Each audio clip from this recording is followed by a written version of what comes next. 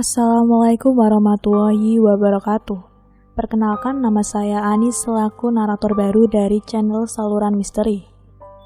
Pada kesempatan kali ini saya akan membacakan sebuah cerita yang berjudul Makmum. Yuk, daripada kita lama-lama, langsung saja kita ke ceritanya.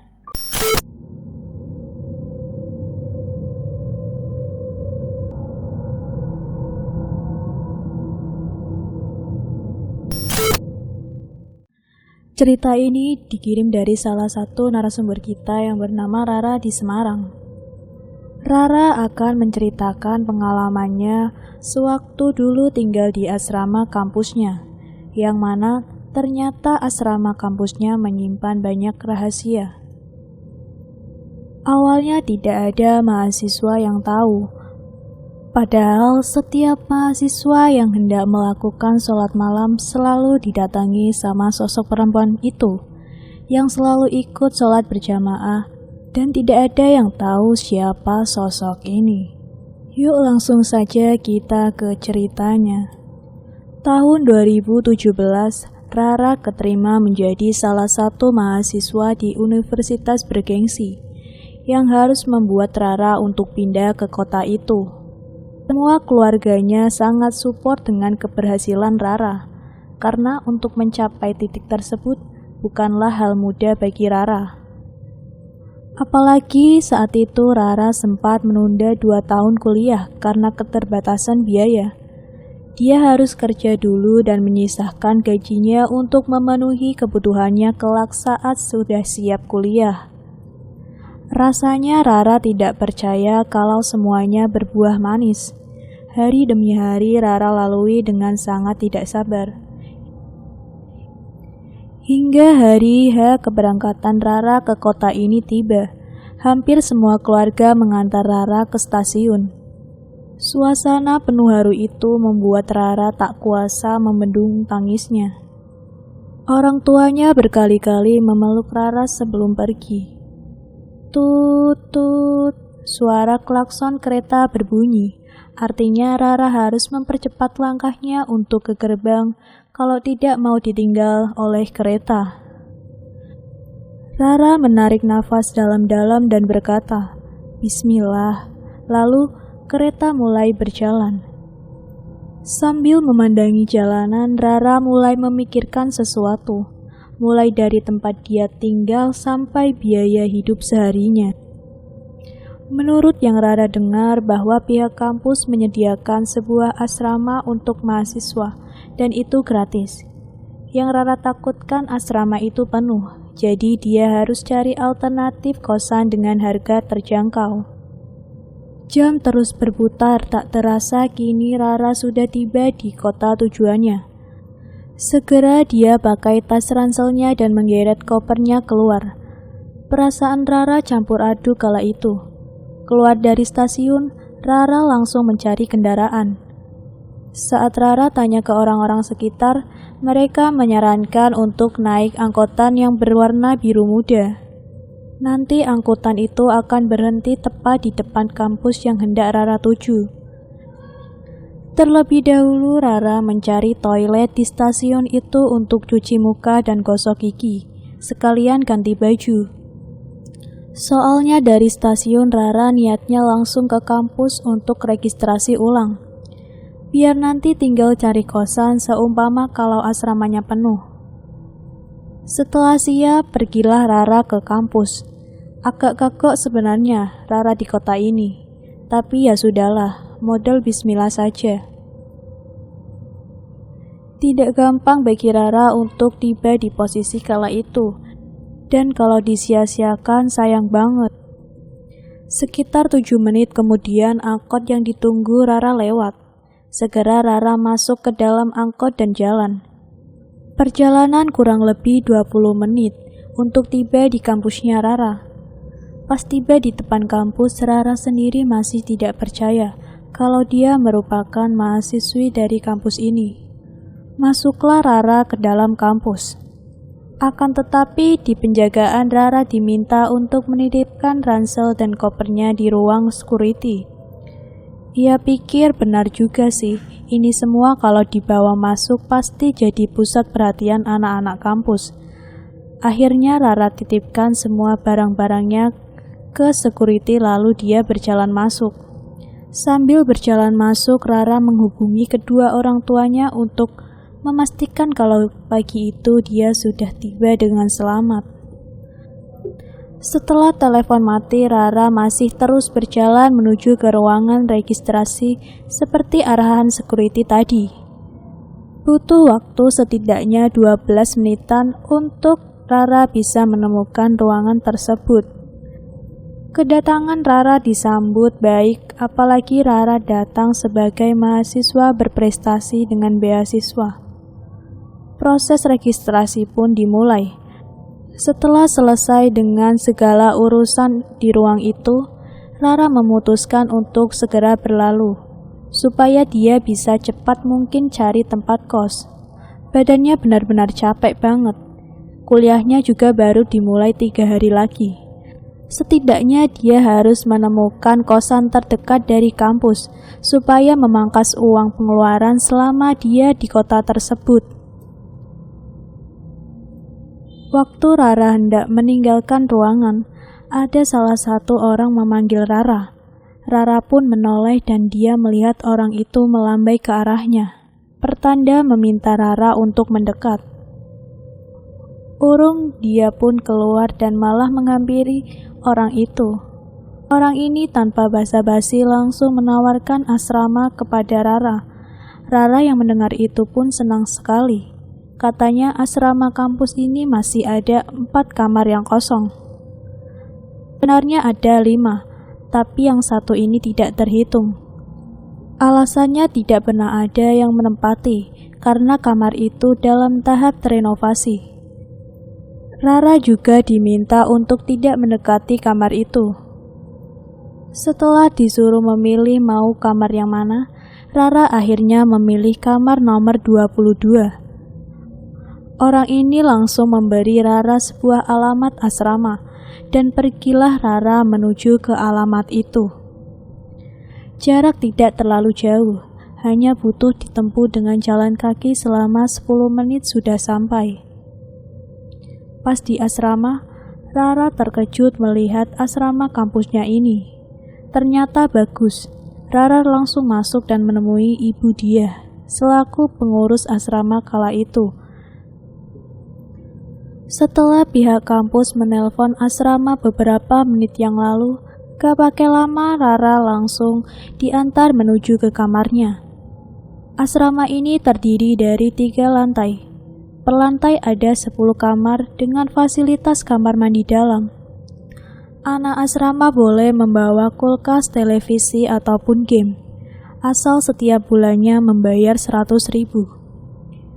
Untuk tinggal di asrama ini sendiri gratis, listrik dan air juga tidak perlu bayar. Cuma untuk makan mereka harus membeli sendiri-sendiri. Pihak asrama hanya menyediakan 2 kardus mie instan bagi siapapun yang mau. Masalahnya itu hanya untuk 1 bulan dan anak asrama setidaknya ada 60 orang, karena per kamar ditempati 2 orang.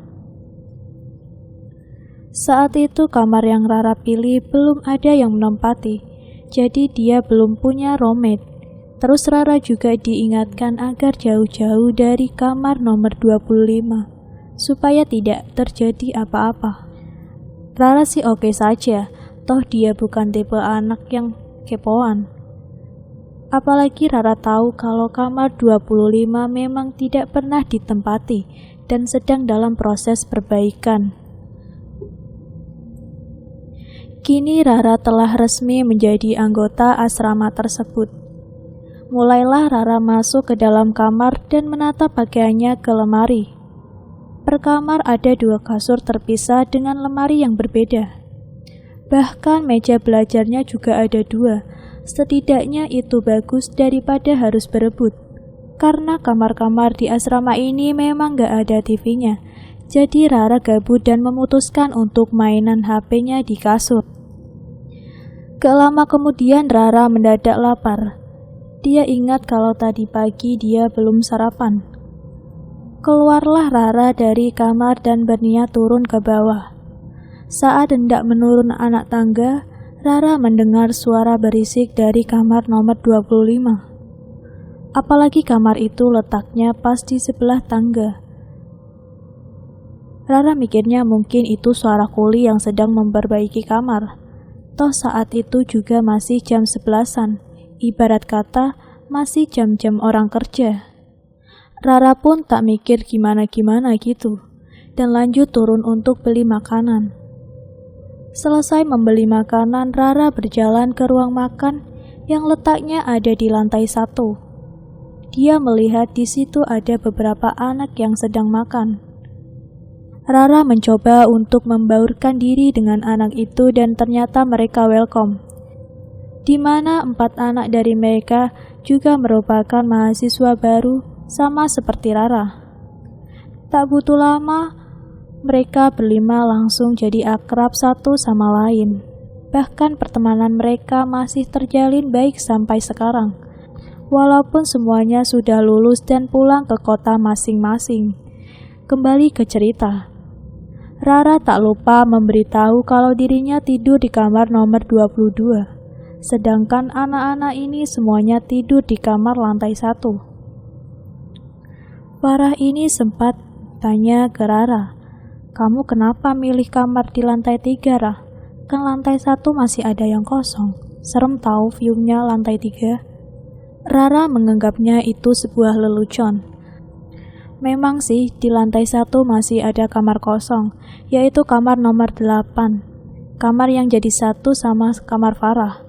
Tapi Rara itu pinginnya kamar yang ada balkonnya. Sebenarnya Rara pengennya di lantai 2. Berhubung lantai 2 sudah full, jadi dia memilih kamar di lantai 3.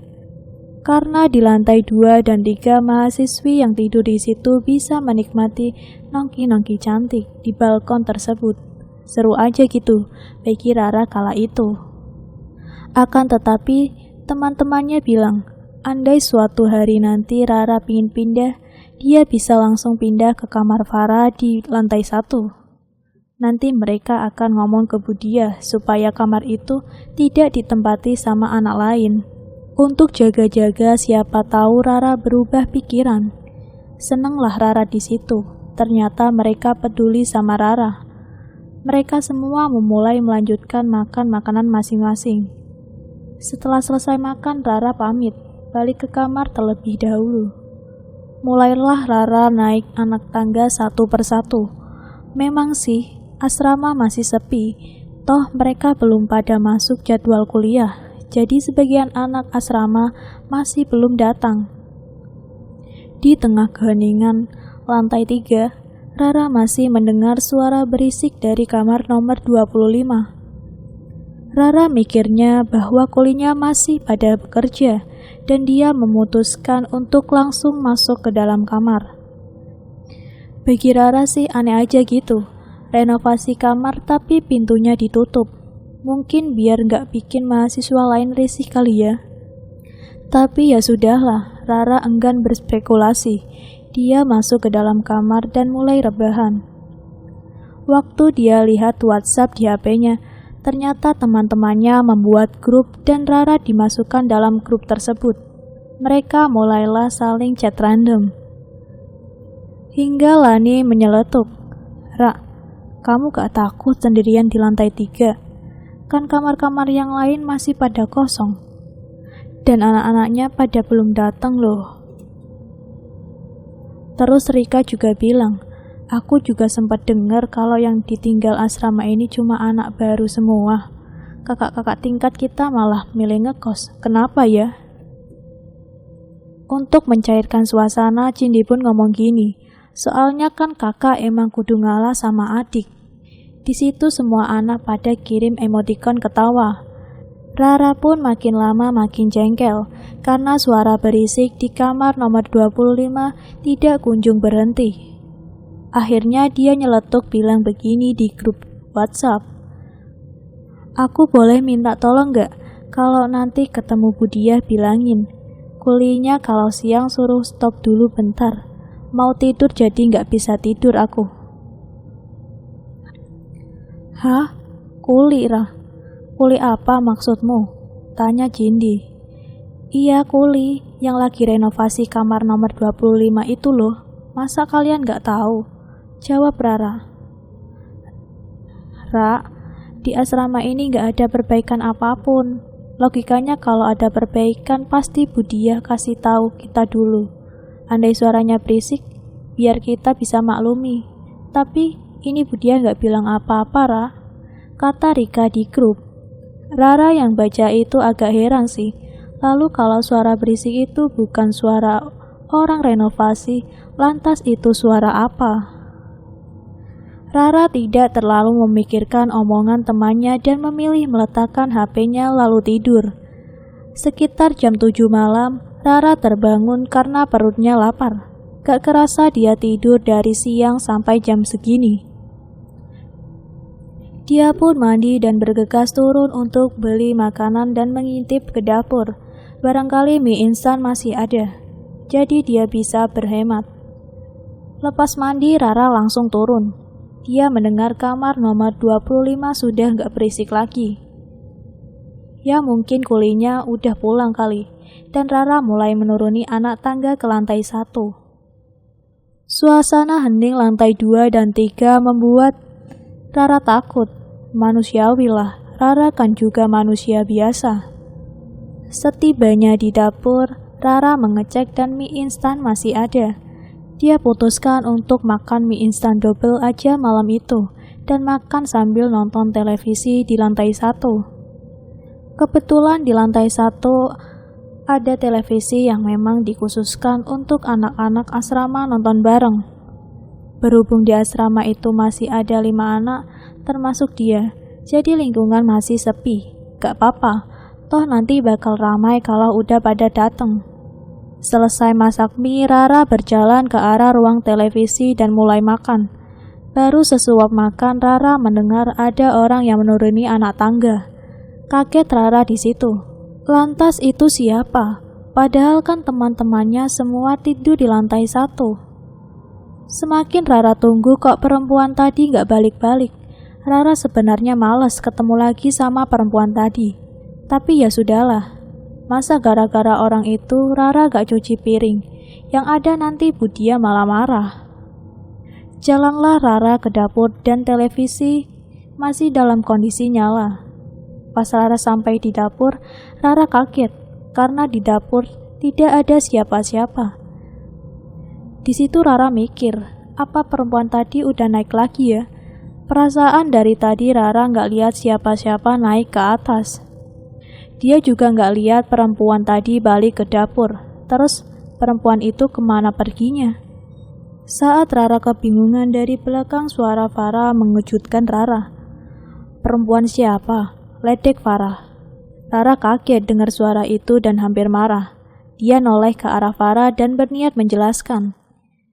Baru juga noleh belum ngomong, Rara dikejutkan dengan sosok yang berdiri di belakang Farah. Sosok itu berdiri di dekat tangga dengan wajah yang memucat, serta penampilannya yang aneh, memandang ke arah Rara sambil melotot. Rara yang melihat itu langsung pingsan. Di situ Rara sudah gak ingat apa-apa lagi. Gara-gara dia melihat sosok perempuan yang dia lihat tadi, wujudnya sudah benar-benar berubah, jadi sangat menyeramkan. Bangun-bangun dia sudah ada dalam kamar Farah, dan semua teman-temannya ngumpul di kamar yang sama. Budia juga ada di situ. Dan epiknya saat Rara sadar itu hari sudah pagi. Rara langsung nangis dan minta pindah kamar. Dia gak mau lagi tinggal di kamar atas dan dia mau sekamar sama Farah. Dia takut naik ke atas lagi. Budia langsung meminta Rara untuk tenang. Bahkan nanti Budia akan membantu memindahkan barang-barang Rara yang ada di lantai 3. Di hari kedua Rara tinggal di asrama sudah mulai ramai. Karena anak-anak sudah pada datang dan tinggal di asrama tersebut. Budia seolah memberikan perintah supaya Rara dan keempat temannya tidak menceritakan kejadian semalam kepada anak-anak asrama yang lain. Karena kalau sampai asrama ini Tidak ada yang menepati, pihak yayasan sepakat akan merobohkan bangunan asrama ini, dan imbasnya Budiah tidak bisa bekerja lagi. Apalagi Budiah harus menafkahi kedua anaknya. Setelah kematian suaminya, semua tanggung jawab diambil alih oleh Budiah. Harapan Budiah hanyalah asrama ini. Mau kerja di mana lagi beliau dengan ijazah SMP? Hanya menjaga asrama ini satu-satunya pekerjaan yang bisa beliau lakukan. Beliau sudah 12 tahun menjaga asrama itu, terhitung sampai tahun 2017. Pagi datang dan jam 6 malam pulang. 5 anak ini akhirnya merasa iba dan mereka berjanji tidak akan mengatakan kepada siapapun tentang hal itu. Tapi sebagai gantinya mereka juga ingin tahu sebenarnya ada apa dengan asrama ini. Setelah melakukan perjanjian tertulis dengan 5 orang ini yang menyatakan bahwa mereka selamanya akan diam, Budiah baru mau bercerita, dan inilah cerita dari Budiah. Dulu, di tahun 2014, asrama ini ramai anak. Mulai dari anak-anak semester awal sampai semester akhir. Akan tetapi, di akhir tahun itu ada sebuah kabar duka dari salah satu keluarga anak yang tinggal di asrama lantai 3. Salah satu anak yang menghuni kamar nomor 25 dikabarkan meninggal dunia tertabrak truk saat perjalanan dari rumah dan hendak kembali ke asrama. Waktu itu dia mahasiswi semester 5 dan bernama Sekar. Semua orang kaget mendengar kabar duka tersebut, terutama Intan, teman sekamar Sekar. Awalnya dia biasa saja, akan tetapi setelah acara 7 hari kepergian Sekar, semuanya mulai menjadi dan asrama ini mendadak menjadi angker. Satu persatu mahasiswi yang tinggal di asrama ini mengaku, setiap mereka melakukan sholat malam, mereka selalu merasa ada yang ikut sholat di belakang mereka, mengikuti semua ucapan sholat mereka dan suara itu mirip sekali dengan suara Sekar. Sewaktu mereka selesai sholat dan menoleh ke belakang, di situ sudah tidak ada apa-apa, tapi ada sajadah yang tergelar di belakang mereka. Masalahnya, semasa hidupnya Sekar, dia suka sekali ikut sholat malam berjamaah. Sebenarnya asrama ini masih ada musolanya. Berhubung setelah ada kejadian itu, musolanya jadi ditutup dan sekarang dijadikan gudang. Anak-anak yang mau sholat malam disuruh sholat di kamar masing-masing. Itu pun Sekar masih datang untuk sholat berjamaah. Selesai sholat, semua anak yang suka sholat malam pasti akan melihat sajadah yang sama, yang mana itu merupakan sajadah Sekar, karena di balik sajadah itu ada namanya. Di situ hebohlah berita tentang arwah Sekar. Semuanya makin heboh ketika mendengar cerita dari Intan, kalau tiap malam Sekar selalu datang, tidur di belakangnya dan memeluknya. Bahkan Intan sampai keluar dari asrama karena ketakutan dan tidak kuat. Dari situlah satu persatu anak mulai meninggalkan asrama, hingga digadang-gadang kalau asrama akan dirobohkan. Beruntung tahun 2017 banyak sekali antusias mahasiswa untuk tinggal di asrama. Akhirnya asrama tak jadi dirobohkan dan Budiah masih memiliki pekerjaan. Di sisi lain, Budiah tiba-tiba berubah pikiran setelah bercerita. Beliau sobek surat perjanjian itu dan meminta bantuan mereka berlima untuk mengumpulkan anak-anak yang baru datang ke bawah. Karena Budiah akan menceritakan sebetulnya apa yang terjadi di asrama ini. Tentang arwah Sekar yang sampai saat ini masih belum diterima akan kematiannya dan kerap berkeliling asrama pada malam hari. Selayaknya dia masih hidup dan tinggal di sana. Anak-anak baru lainnya dengan antusias turun semua ke lantai 1 untuk menemui Budiah. Rasanya di situ Budiah sudah pasrah daripada dia berbohong ke anak-anak asrama. Kasihan mereka, apalagi yang datang dari luar kota. Setelah semua berkumpul di pagi itu, Budia menceritakan kembali di hadapan seluruh anak-anak asrama. Anak-anak asrama malah condong kasihan ke Budia kalau sampai asrama ini dirobohkan. Yang membuat kaget, Rara dan semua anak asrama memutuskan untuk tetap stay di asrama sampai lulus nanti. Semua yang mereka lakukan demi Budia dan anak-anaknya. Kata Budia, selama mereka mengabaikan suara-suara itu, insya Allah Sekar tidak akan datang menemui mereka. Karena dia tahu kalau kalian tidak bisa melihat dia, intinya sih bersikap biasa saja. Sekalipun kamu menyadari keberadaan Sekar, ya sudah, kegiatan asrama pun berjalan baik sejak saat itu. Tapi Rara memutuskan untuk pindah ke lantai 1 dan tidur sekamar dengan Farah. Sedangkan kamar dia ditempati oleh anak baru. Anak baru juga diberitahu informasi ini supaya tidak ada miskom dan bisa saling merangkul satu sama lain. Kekeluargaan di asrama ini benar-benar kerasa setelah kejadian waktu itu. Awalnya yang menempati hanya anak semester 1 sampai 6 saja. Kini malah dikuasai sama anak-anak angkatan Rara dan mereka semua baru pergi setelah sudah lulus. Setelah lulus, dari kabar yang Rara dengar, asramanya masih ditempati sampai sekarang dan malah makin ramai, hampir tidak pernah sepi apalagi pas ramai-ramai drakor. Semuanya pada mengerjakan tugas sambil nobar drakor ramai-ramai di lantai 1. Dan itulah cerita yang dikirimkan oleh narasumber kita yang bernama Rara. Mohon maaf apabila ada kesalahan pembacaan atau kurang enak didengar.